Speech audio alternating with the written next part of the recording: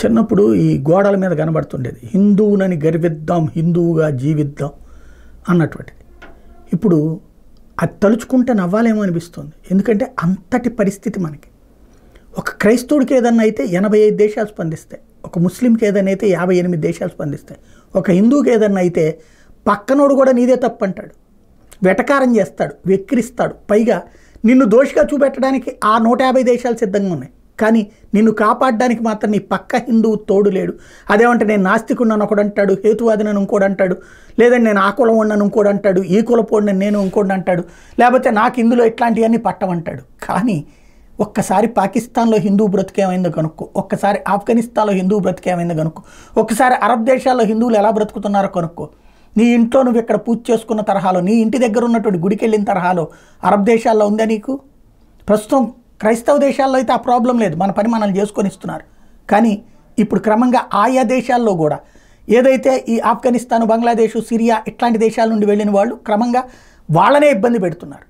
మన దగ్గర హిందువులకి మిగిలింది ఏకైక దేశం మనమే. ఇప్పుడు గనక మనల్ని మనం చూసుకోకపోతే, హిందుత్వం మీద జరుగుతున్నటువంటి దాడుల్ని గనక పట్టించుకోకపోతే, చివరికి నీ ఇంటి ముందు ఆవుని చంపుతాం, అది నా ఆహారపు హక్కు అని చెప్తున్నటువంటి పరిస్థితి. అదే సందర్భంలో నీ పూజ నువ్వు చేసుకుంటే పర్మిషన్లు కావాలని ఎవరి దగ్గరకో వెళ్ళాలనేటటువంటి పరిస్థితి. అట్లాగే నీ గుళ్ళు ఎవడి చేతికో వెళ్ళిపోతుంటే చోద్యం చూస్తూ నాకు తెలిసిన పార్టీ వాడా కాదని మాట్లాడుకుంటున్నటువంటి పరిస్థితి. ధర్మం నాశనమైన తర్వాత అధర్మం రాజ్యం వెళ్తుంది. ధర్మాన్ని నువ్వు కాపాడుకోకపోతే ఆ తర్వాత అధర్మం నిన్ను మింగేస్తుంది. ఇది గుర్తుపెట్టుకోవాల్సినటువంటి అంశం.